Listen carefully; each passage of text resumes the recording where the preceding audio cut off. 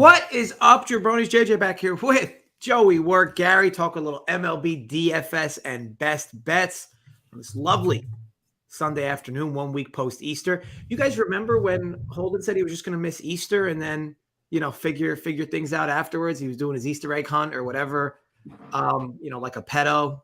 But regardless, here we are. He's not here. Again, tough scene for Mr. Holden, or as some know him as Seth. But supposedly he'll be back next week. Rough day for me yesterday on the MLB hardwood, if you will. But that's okay because it's all about teamwork. And Joey, it was 6-0 yesterday. I mean, look, we all have our good days and bad days, but I'll tell you what, we all don't have a whole lot of 6-0 flat bet days.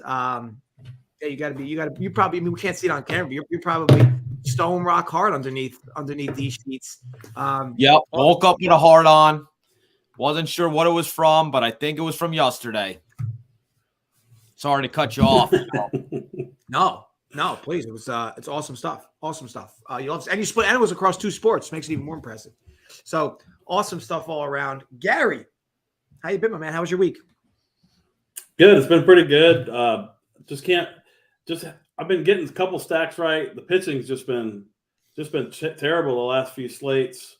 And today, I mean, we have a lot of stud pitchers on the slate today.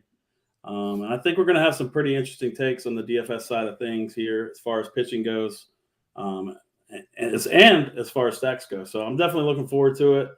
Definitely looking forward to hearing these Joey winners again, because I'm just going to blindly tail him right now because he's in fuego, just like I did with Bobby. I mean, he's still crushing. I mean, Bobby Hare last night, I think he took down the night slate and then NBA slate. So, I mean, that dude is just printing.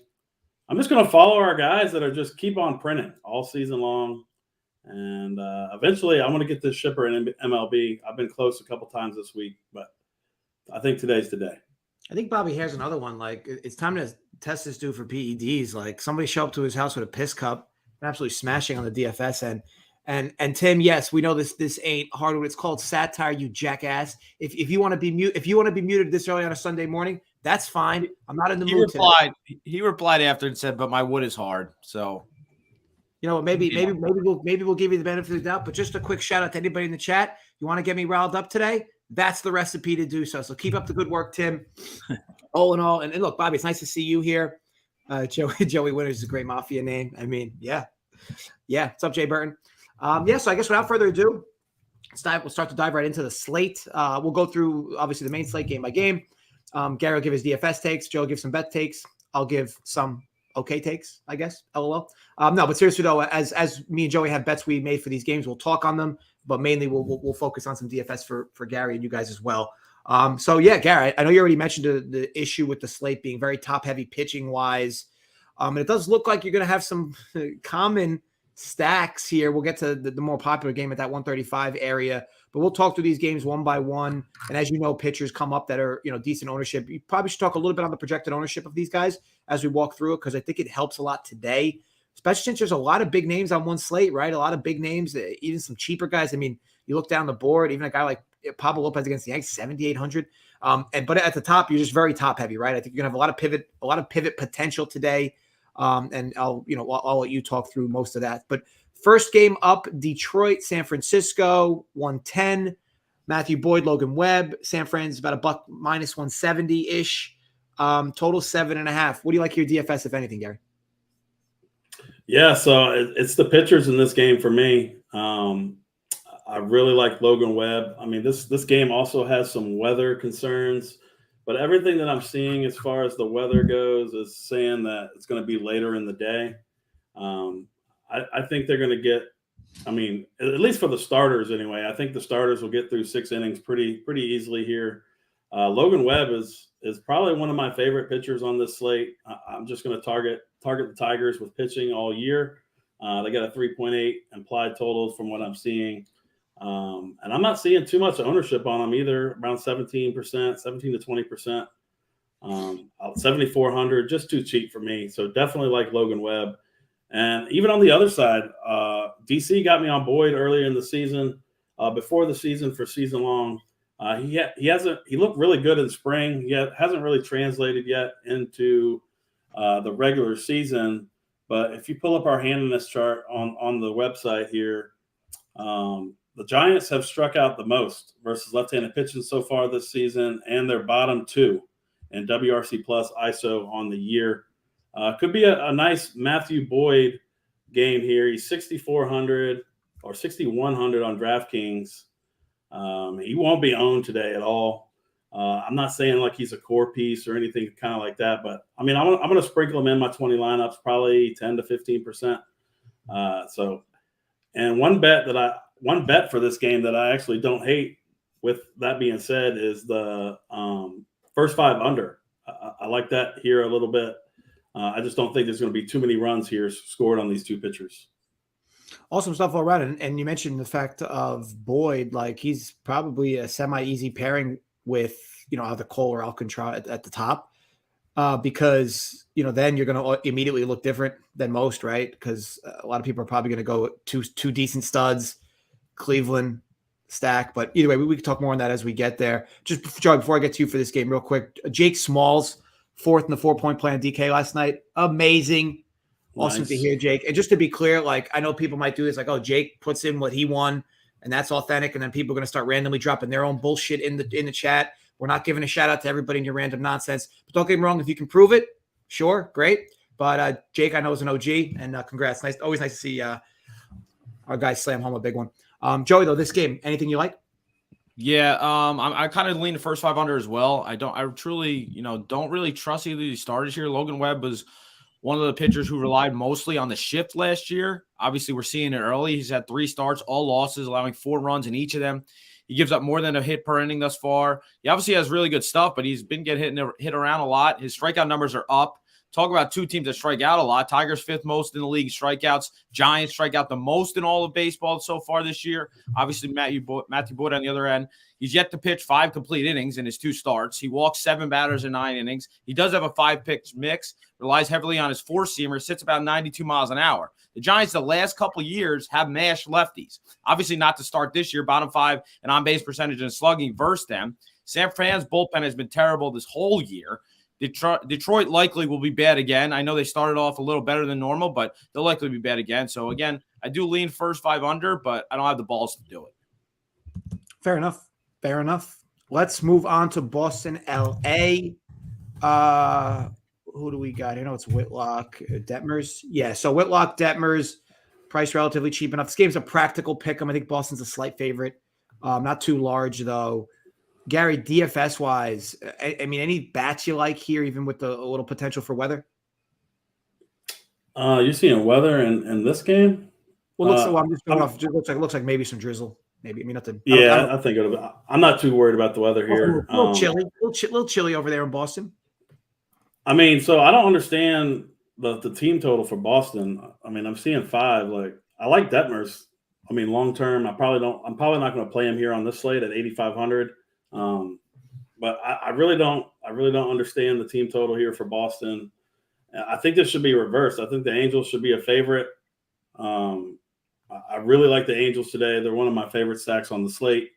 I just think this pitcher for the Boston Red Sox, Whitlock, is just trash. I think you're going to see Ohtani tee off on them here. Lefties, righties. O'Hop at the bottom of the lineup has been a stud catcher to start the year. He's one of my favorite catchers on this slate. So I'm not going to have any Boston here. I like Detmers long term here. I'm not going to play him in DFS. 8,500 is just too much for me on this specific slate with all these pitchers that I do like. So I'm going to be pretty heavy on the Angels here on the 5-man stacks, and no Boston for me. And even if you are a BVP guy, I do believe Whitlock has some pretty poor numbers against the Angels, and Detmers has some pretty decent numbers against the Sox. Joey, though, any strong takes in this game? I mean, I feel like every time I bet on the Angels, they lose. Every time I bet against them, they win. But same old Angels. Pitching is mediocre. Hitting doesn't hit in key spots. 500 through 14 games this year. I expect a lot of mediocrity for this team moving forward. Obviously, Reed Detmers, highly touted lefty coming out. He hasn't been bad. I mean, last year he was pretty damn good. Quite impressive numbers last year. 25 starts, 129 innings, 122 strikeouts, ERA under 4 as a rookie. Obviously, this year he struggled a little bit. And funny enough, his velocity is up on his fastball this year. But, he's allowed 8 earned runs through 9 2/3 innings versus the Mariners and Blue Jays. He gets a Boston team who's historically been good versus lefties, and they're in top 3 in scoring this year. That's why you probably see that team total high. Garrett Whitlock on the other end, I kind of do like this guy if he stays healthy. He got hit hard in his only start this year versus the Rays, but he had 2 very good ramp-up starts. Take it with a grain of salt. Obviously, he was in the minors before that.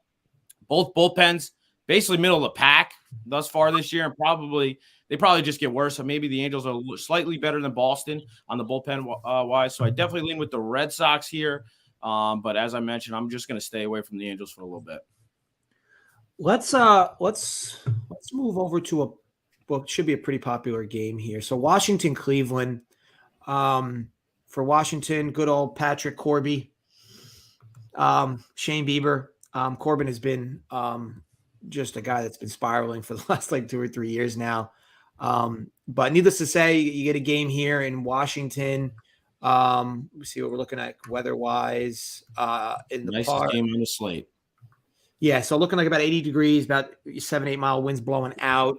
Joe, I know you got a bet you like here. You want to start this, and then Gary, I'm sure you're going to have some DFS insights in this one.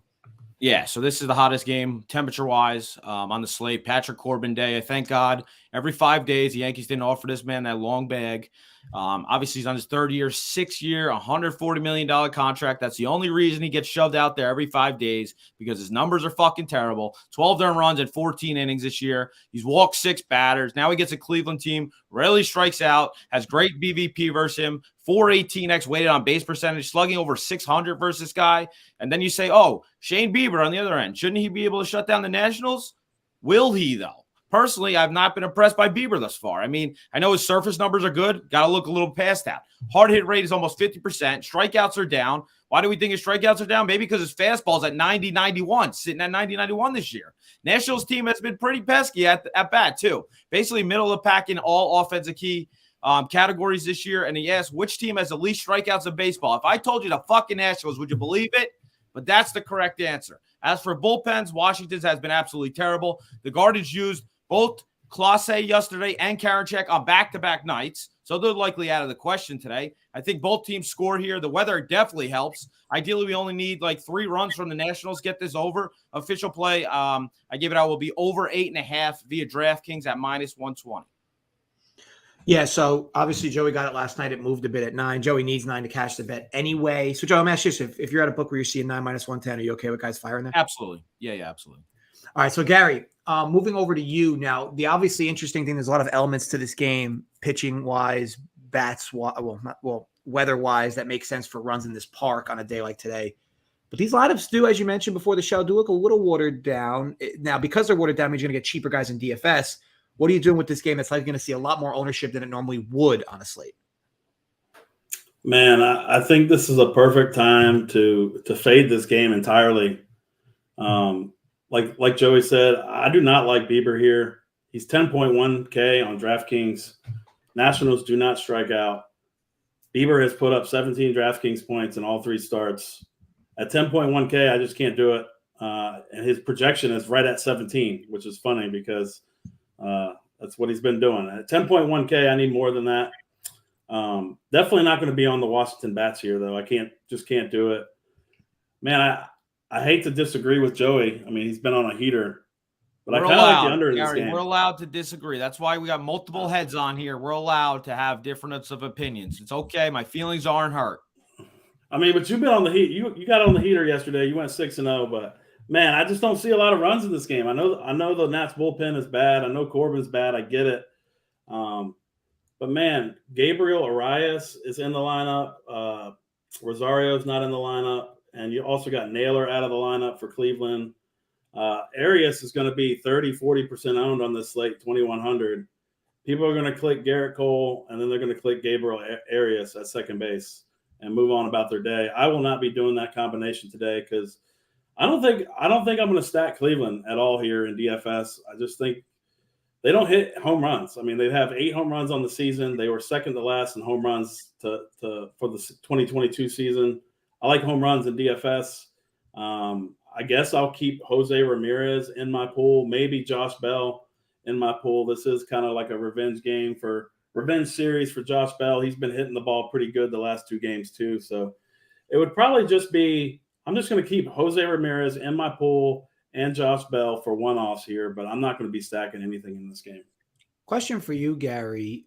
Just looking at the slate in general as a whole, and typically when you get good arms on a slate like this, it's, in reality, in tournaments, of course, you want to flirt a little bit with the middle of the pack pricing wise.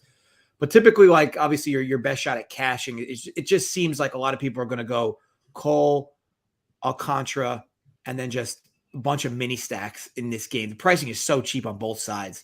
What's your take to people that are building lineups, hand building, and you're likely landing on 2 top pitchers with multiple bats from both teams in this side, which is even going to give you a little extra money to spend elsewhere in another game?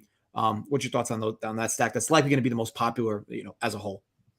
I think most of my lineups today are going to be the 2 mid-range guys. I mean, I don't think I'm going to be playing too many of the stud pitchers on today's slate. I mean, Garrett Cole, sure, he's an awesome play. Every time he goes out, the dude can just mow any lineup down. But he's 11K. And this pitching slate is unique in where we have a ton of options in the 7 to 8K range, 2 or 3 options that I really love on this slate. And I'm just going to focus my lineups on that and get some more expensive stacks. And that completely flips the script on the chalk build on the slate. So that's kind of the way I'm thinking today. Yeah, cool. Like it. Always like trying to be different. Move on to the next game. Yanks and Twins, Garrett Cole, Pablo Lopez. Obviously 2 stud pitchers, but that's why you get your total here. Your low total of 7. Cole likely to be, Gary, you'll correct me if I'm wrong, one of the more, if not the most popular pitcher on the slate. But before I go to you, Gary, I'll start with you, Joe, because the Yanks are your ball club. Domingo Germán really stuck it up my ass yesterday. Was that just him stepping in shit, or is he? Did he look more of the part yesterday? And maybe it's going to be something to come in the near future. We'll just say he had enough rosin on his hand to get the job done. I don't know if you saw that, JJ, or not, but I didn't see it. Oh yeah, there was a whole thing where Rocco Baldelli actually got thrown out. So basically, the umpires went up to him, checked his hand. You can see him mouthing, "Wash your hands." So he went and washed his hands in between innings. They came back, checked his hands again. Rocco Baldelli goes out there, starts mouthing something, and they threw him out. This was the most strikeouts Germán's ever had in his career. So, I mean, I'm not here to fucking be the umpire, but yeah, you might have been on the wrong side of some bad luck, we'll say. Yeah, no, it's all good. I mean, maybe he's a guy that I just need to just stay away from anyway. It's like, I just never get the dude right. I like him so much and I just never get him right. But on the Germán end, I was just surprised to see him throw an absolute gem yesterday against a decent lineup, not a great lineup, but a decent lineup from Minnesota. But needless to say, Gary, in this game, obviously Cole's going to be quite popular. Anything you're doing contrary wise, and if you're somebody who's not even going to play Cole, any bats in this game you like on either side? Yeah, definitely no bats for me. I will have some Cole in 20 lineups, probably 15, 20%. I mean, but like I said, he can just mow down any lineup. But man, Pablo Lopez is probably one of my favorite pitchers on the slate. He's just looked fantastic since the trade. I mean, he's got the second highest swinging strike rate on the slate at 17% this season, behind Shane McClanahan. So he's just looked really good, and I'm going to ride him. I know it's a dangerous lineup. Stanton's now on the IL, so maybe a little more watered down lineup for the Yankees here. So I really like. So I think from a betting angle, I would be tempted to be more on the Minnesota side here. Just because Cole gives up bombs. I think a couple of the guys on the Twins have hit him pretty good. But like I said, Pablo Lopez is probably my top pitcher on the slate. Twins make a decent amount of sense to me. I was a little gun shy earlier this morning. I wanted to fire just because that loss yesterday was a stinger. Didn't even feel close. And obviously it never feels good when you're fading Cole at home at a really kind of a short tag. It's like 135 plus 135 for the Twins here. But Joey, resident Yankee expert, anything you even remotely like in this game? And you think Gary brings up a good point with some value back in Pablo, who's been arguably best pitcher in baseball this year thus far? Yeah, it's Twins or pass here. I know obviously they lose Luis Ariz, who's basically irreplaceable. But on the other end, obviously Pablo Lopez has looked amazing to start this year. 3 starts, 20 innings, only allowed 3 total earned runs, 5 walks, 20 strict strikeouts. Velocity is up almost 3 miles an hour from last year. He has a nice 4-pitch mix. The Yankees seems to put the B team out on Sundays. Last Sunday, they put the B team out. And this Sunday, same thing, 5-9. He's got DJ LeMahieu, Willie Calhoun, Oswaldo Cabrera, Jose Trevino, Aaron Hicks. I mean, as for Garrett Cole on the other end, obviously he's been really good. Similar numbers, 19 and 3rd innings, 3 earned runs, 22 strikeouts. The Twins do strike out a shit ton. The Yankees lineup personally doesn't scare me at all. I think Cole probably has a good start. Additionally, the Yankees do have basically the whole bullpen available because Michael King was the only guy they threw out of the bullpen yesterday. So while the Twins have almost everyone available except Moran and Alcara. So I do lean under. Obviously, it's a very low number. And with how baseball's been going this year, it's, you hold your nose if you're going to take an under. So lean is with the under, but definitely also with the Twins and the dog. Like it. And before it's all said and done, that might be a bet actually firing with the Twins. But either way, we'll move on. Blue Jays, Rays, Alex Manoah, Shane McClanahan. So 2 arms that are likely going to get some ownership today. Obviously, 2 decent arms for sure. Manoah, I think he's coming off a pretty bad start. But the issue here with the Jays, and you guys can correct me if I'm wrong, I'm pretty sure they've taxed their best pen arms the last 2 games. Maybe even their 3 best pen arms the last 2 games. So if you're somebody going long-term here, it does feel like the Rays will have better arms coming into this game late. And I know the Rays have dropped 2 in a row. And I did talk yesterday on how the Rays are likely going to go on a decent skid. Might not start today or tomorrow or whatnot, but they just were kind of running pretty pure earlier in the year against bad teams. And it seems like they're going to start to level off a bit. Time will tell, though. Joey, I know how much you like the Tampa Bay Rays and how much respect you have for that organization. Shane McClanahan, though, today, minus 130-ish, minus 135-ish against a pitcher in Manoah who is usually dominant against right-handed bats. I look at this Rays lineup. They did a good job mixing things up. Basically, more than half the lineup's going to be coming from the left side of the plate. But to counter that, the Jays have a ton of big righty bats, right? To go against McClanahan, who is obviously dominant versus lefties and even at times just as dominant against right-handed bats. But what's your take on this game, the price, and anything like betting-wise? Yeah, I'm probably going to stay away. As you mentioned, the Blue Jays, Swanson pitched on back-to-back days. Jordan Romano pitched on back-to-back days. I'm pretty sure Jordan Romano might have got hurt yesterday, so he's definitely not going to pitch today. That's basically their best 2 bullpen arms for the Jays. McClanahan obviously has been better than Manoah this year. Manoah definitely a guy I like. He has pretty good numbers versus Tampa Bay team as well. Something we have to mention is they did move the fences in Toronto here. So I did attack overs the first couple games. It looks like, they have still yet to adjust. We're still holding obviously an 8.5 with 2 better of starters for both teams. Obviously McClanahan could easily shut down this Toronto team and vice versa for Manoah. But moving forward, I'll definitely continue to attack overs in that stadium until they, adjust it compared to what they had last year. Otherwise, the Rays lineup really doesn't scare me after 4. After Franco, we got Luke Raley, Taylor Walls, Josh Lowe, Vidal Brujan, and Betancourt. I mean, that does not scare me at all. So the number's probably, fair at 8.5 in the total here. Definitely lean with first 5 under if you want to go that way. Also lean with somewhat with Tampa Bay just because I prefer McClanahan over Manoah, but should be a good game. I'm just going to stay away. Yeah, I think if you go, again, the guy talking Manoah Cruz for a sweep, it's very possible. Like I said, just realize it's very tilting when you bet against a guy like McClanahan because it's like even when you get bases loaded 1 out or bases loaded no out, the dude just finds ways to strike himself out of jams. Gary, though, 2 pitchers that are likely to see some ownership today. I don't expect much with the bats in this game, but you can correct me if I'm wrong on your end. But what are we doing with the pitching? Yeah, I got to stay away from both pitchers here. I don't know if Joey has dove into Manoah at all, but man, he has just looked terrible to start the year. He's got over a 6.5 xFIP to both sides of the plate. He's given up bombs to lefties, 2.25 home runs per 9, 1.35 home runs per 9 to the right side. I'm going to be back on the Rays here. I'm going back to it. I know they disappointed me yesterday, but these Rays are going to be less than. The stack is probably going to be less than 3% owned on this slate against Manoah. They do have a 4.8 implied total, which is a little more promising for me. So I am all over the Tampa Bay Rays here. They're one of my favorite 5-man stacks on the slate. And I'm going to stay away from Toronto bats here and probably McClanahan. Like I said, McClanahan, I mean, he's a good play. He's just 9,900. His projection is decent. It's okay projection. I just prefer others that are cheaper to him today. So definitely love me some Rays lefties here. It's Brandon Lau, 4,500. That's an awesome play. Franco, 6K. Seems like a lot, but man, he's been really good. Yandy Diaz, 5K. He's going to be 1% owned today. I like that. Josh Lowe down in the 7 hole. He's been raking against righties all season. And also Taylor Walls, 3K.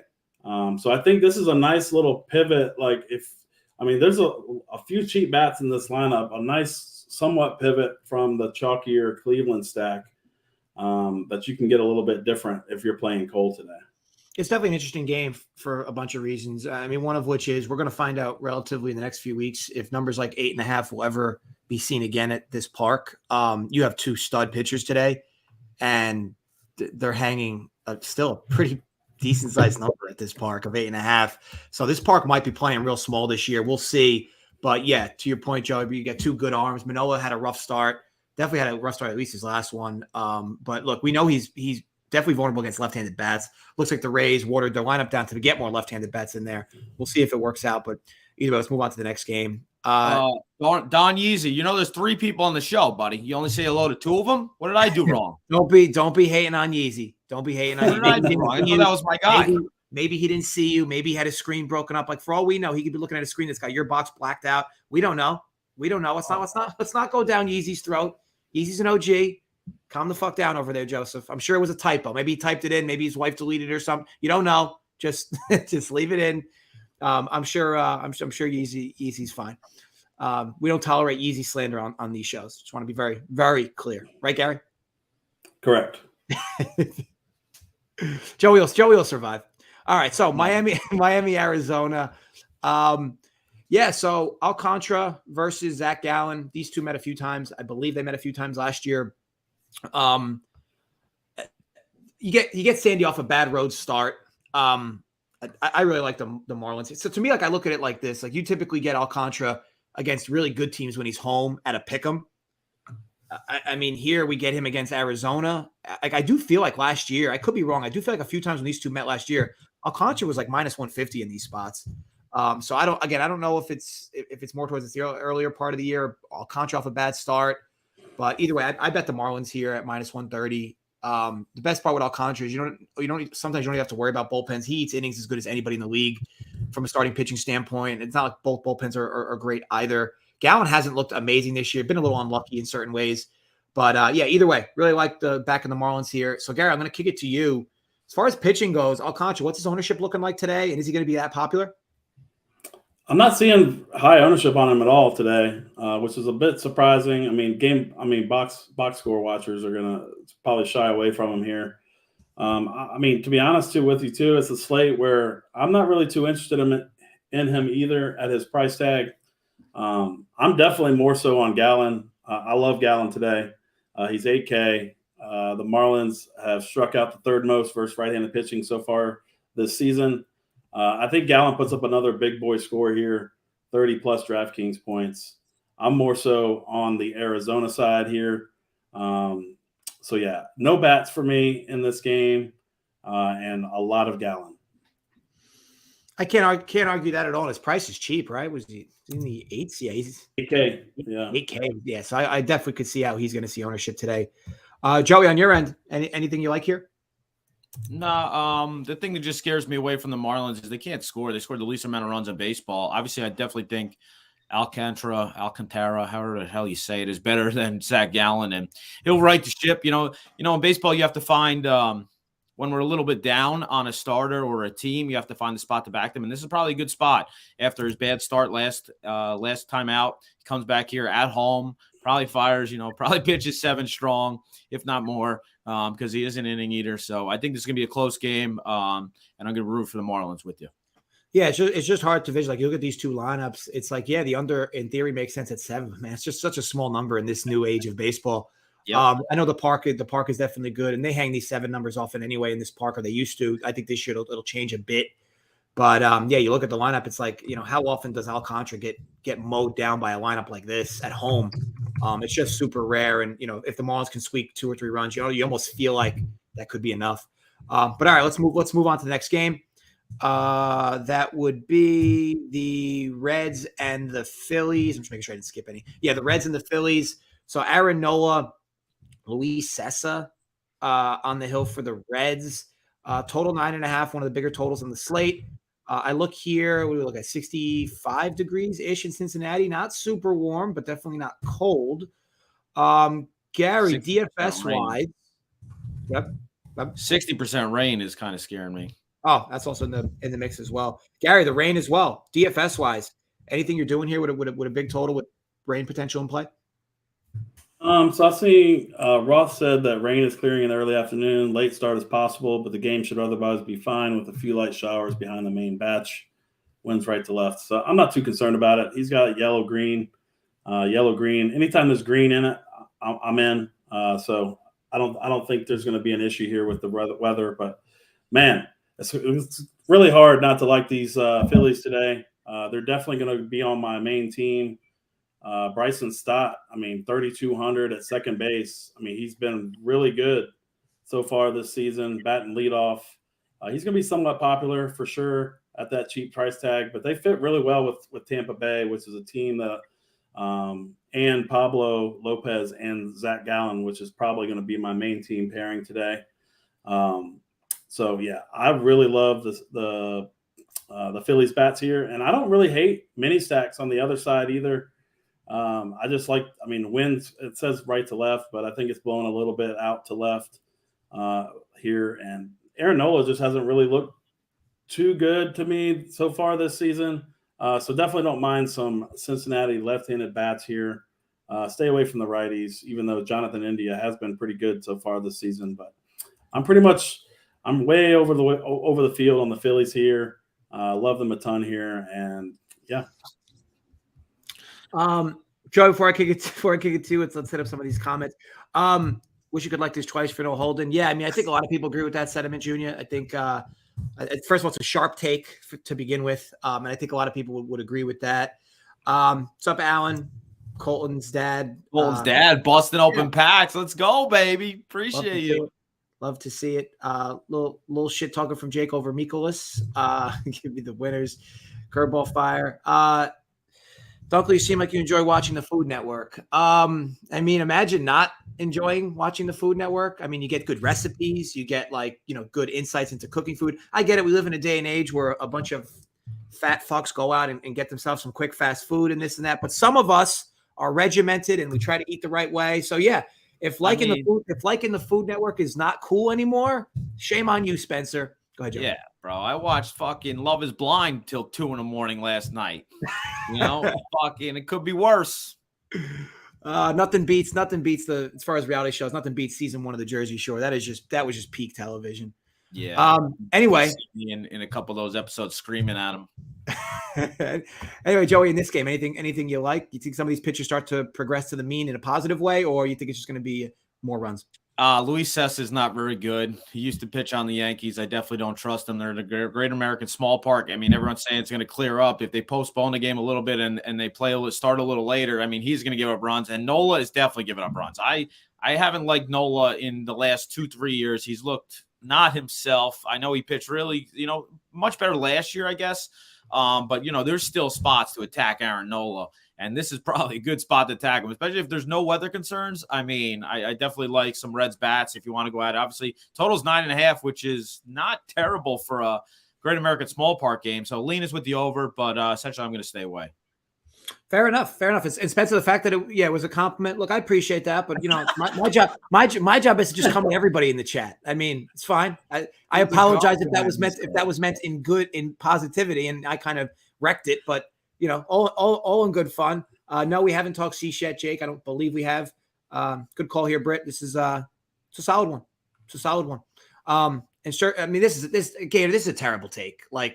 This is a terrible take. Like, I mean, season 1 was like literally peak television. Season 2 was good, but I mean, come on with that. And love is, but again, a little love for you here, Joe. Love is blind as fire. All right, so let's move on to the next game. Royals, Braves, Zach Greinke, Kyle Wright. Chris Bubich hurt my feelings yesterday. The dude has had increased velo in all his starts, including yesterday. Yesterday was just a little bit of control issues and couldn't get multiple guys out with 2 outs despite having 0-2 counts on him. But either way, here we get Zach Greinke, who somehow has an ERA of 3.3, going up against Kyle Wright. What's interesting about this game is this line is basically almost the same as yesterday. And like, I felt like you had a much better pitching edge yesterday with Kansas City than you do today. But Joey, walk me through betting wise here. Nothing I specifically like in this game, but is there anything you're doing here? Yeah, I fired on the Braves first 5 -1/2 via Caesars at -105. Obviously, Kyle Wright has struggled to start the season, but that's why we're getting such a short number. As you mentioned, arguably the best team in baseball in the Braves. Fun part about capping baseball every day is you try and predict when someone will bounce back. Here, I think Kyle rights the ship. Last year, he was phenomenal. In 30 starts, he finished as the leader, MLB leader in wins. He did struggle with his command in his last start, but if he can fix that, I think he has a good showing today in Kansas City versus a bottom 5 team in every offensive category to start the year. There's only one team has scored less runs than them, and it's the Marlins. Obviously, Greinke for the Royals, he continues to get the job done, but it's definitely a little smoke and mirrors. The advanced numbers are bad. And if you're striking you out, you're more than likely swinging at a ball. So a lot of this Braves team has seen a lot of Zach. They've been quite good BVP versus him. Rather than take full game line here because the Braves pen is quite exhausted last night after using 4 arms out of the pen, I'm going to keep it to a first 5, get a rather cheap number here. I mean, if this was last year, we'd be paying a lot more for Kyle Wright here on the first 5. So first 5 -1/2 via Caesars at -105 will be my second official play. Good stuff. And like I said, I do like the fact that the price drop from yesterday to today just doesn't seem like it was enough based on the matchup. So I do like that, Joey. Gary, on your end, DFS-wise, anything we're doing here? Yeah, so looking at the weather here, it's going to be chilly, but I'm seeing 23 mile an hour out to right field. That's very concerning for both of these pitchers for me. No interest definitely in pitchers and DFS here. But yeah, I really love the Braves here, and I also like the Royals in this spot. I don't trust Kyle Wright. I mean, I hope, like Joey says, I hope this is a bounce back spot for him, but I'm just not confident in it. He didn't really look that good in his rehab starts, and it translated into his first start last week. So I don't mind some KC mini stacks with like a Melendez, Vinny P, Olivares. Definitely not playing. Maybe add Bobby Witt in there just because he's awesome hitter, but none of the bottom of the order for me. But more so on the Atlanta side here. I don't know how Matt Olson doesn't hit a home run here. 23 mile an hour winds, blowing out the right field.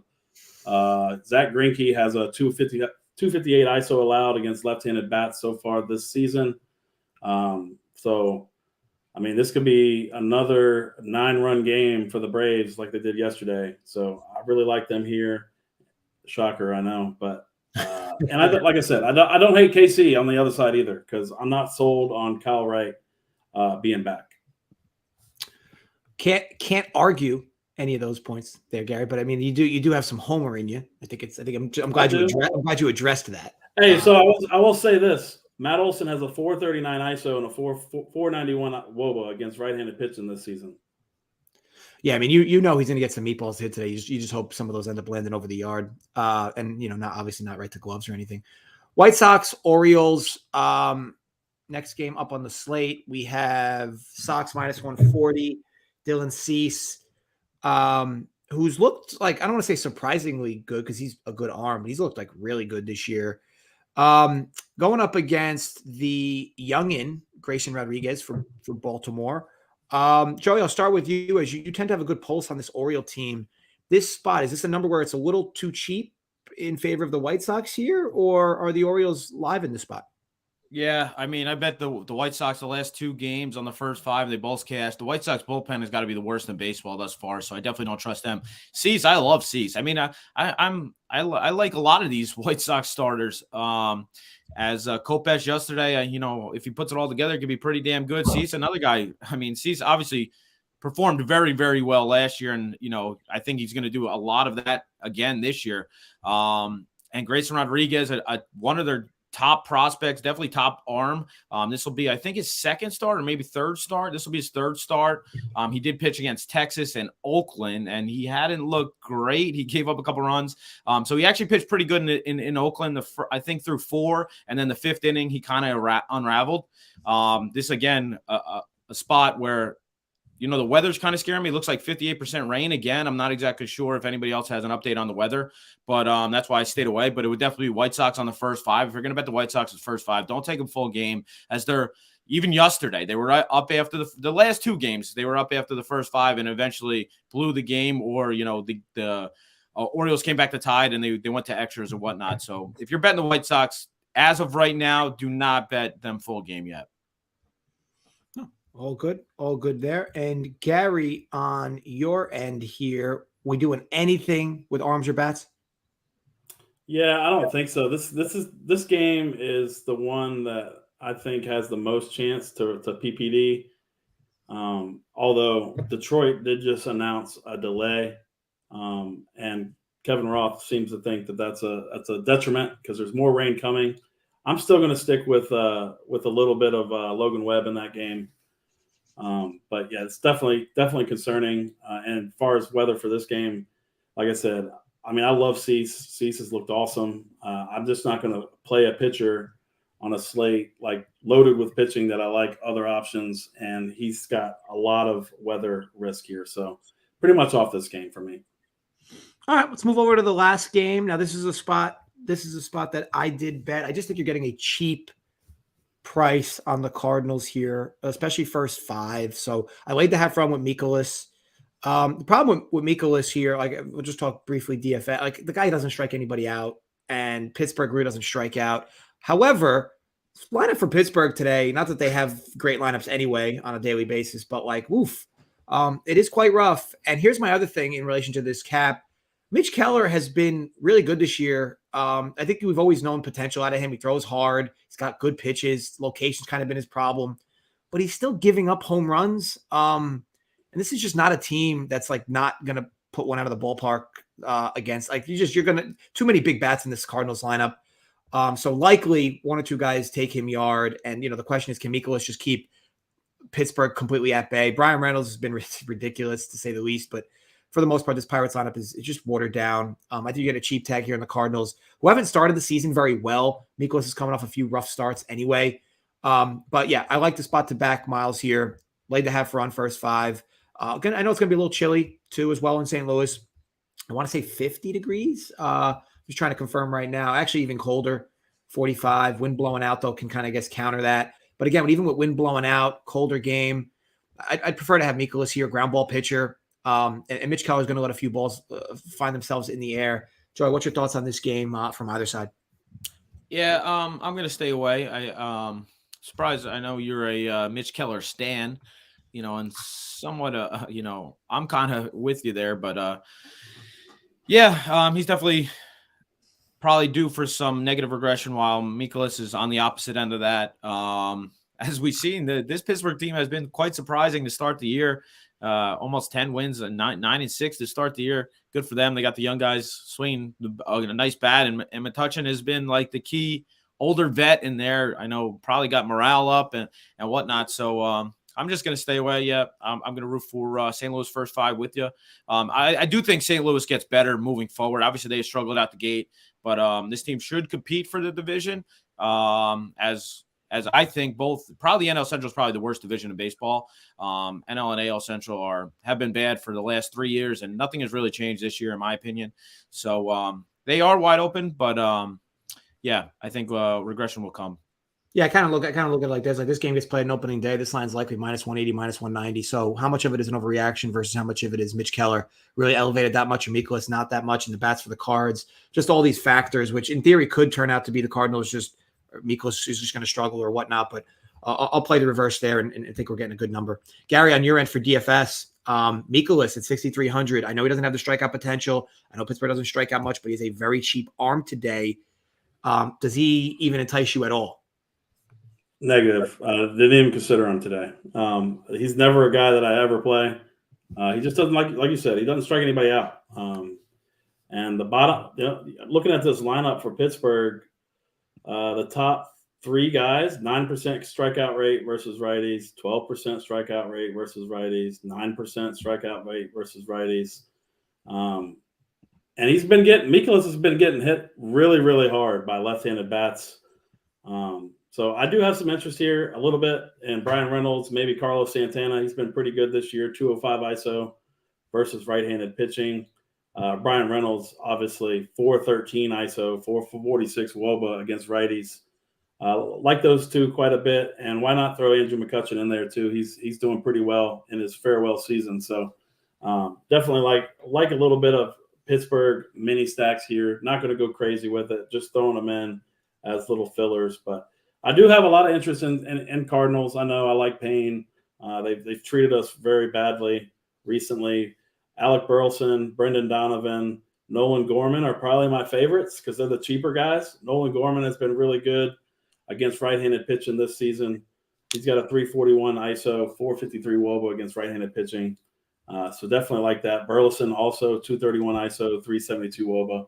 Like those two quite a bit. And of course, you gotta throw Goldie and Nato in there. Even though Arenado has not really been good against right-handed pitching this year, so could see leaving him out of your stack. He's only got a 098 ISO against right-handed pitching so far this season. So I like St. Louis here. I'm gonna be 5-manning him just because I like those 3 guys quite a bit: Donovan, Burleson, Gorman.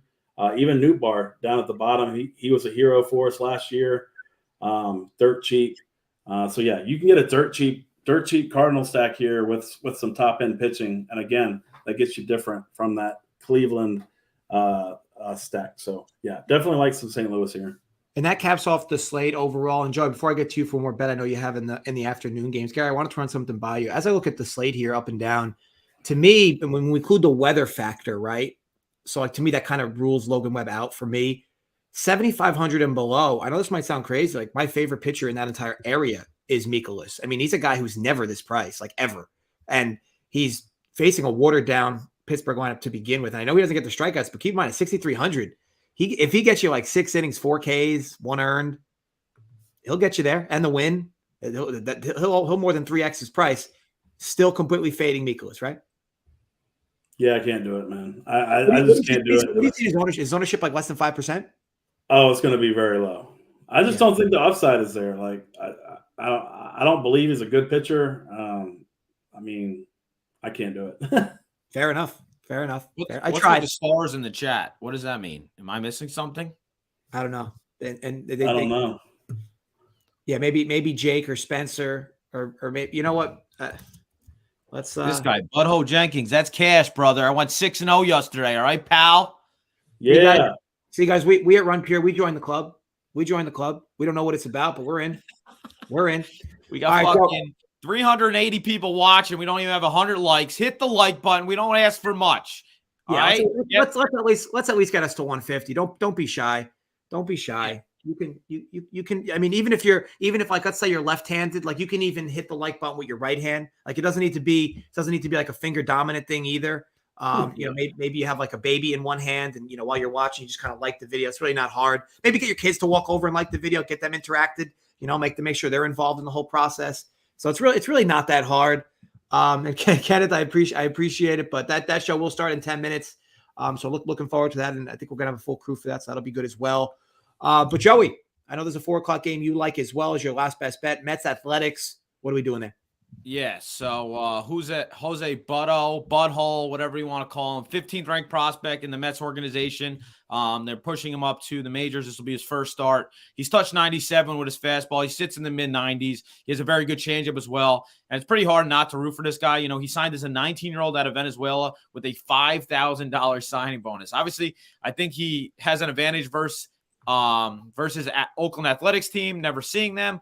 And he's getting a great pitcher-friendly ballpark here. So, obviously, I just hope his nerves don't get to him, and he should have a solid day versus his team.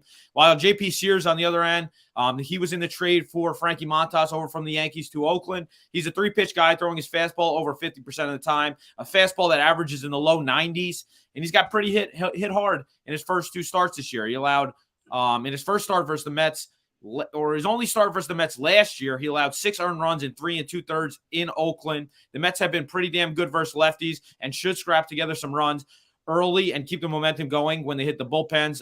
As according to my numbers, the Oakland Athletics are the worst bullpen in baseball. So official play will be Mets full game run line. That's -1.5 via Caesars at +105. And Joe, it's a butthole. I mean, how did we miss this? Like, it's, the parentheses in front of the got it. Yeah, it is. I'm so uncultured with all the new lingo. It's like, it's just so hard to keep up with, like apparently like rizzing is a thing now. There's just so many new lingo that the youngins are using. And you just try to keep up as much as you can. Gary, what do you do to stay on top of all the young trendy buzzwords that are coming out? I just ask a young person whenever somebody tells me. I can't keep up. It's too much. I'm 40 years old. I'm officially old. So I don't know all those trendy little things. Such a Holden answer. I bet you Holden learned a bunch of newfound terminology at his Easter egg hunts last Sunday with all the little ones. Either way, thank you everybody for hanging out with us. Appreciate the comments from everybody. Gamble responsibly, stay safe, and yes, I'll be back in 10 minutes talking NASCAR with Jay and Coop. So stay tuned for that on the same channel. But with all that said, look, folks, good luck with everything today, and as always, run pure. We'll see you guys next week.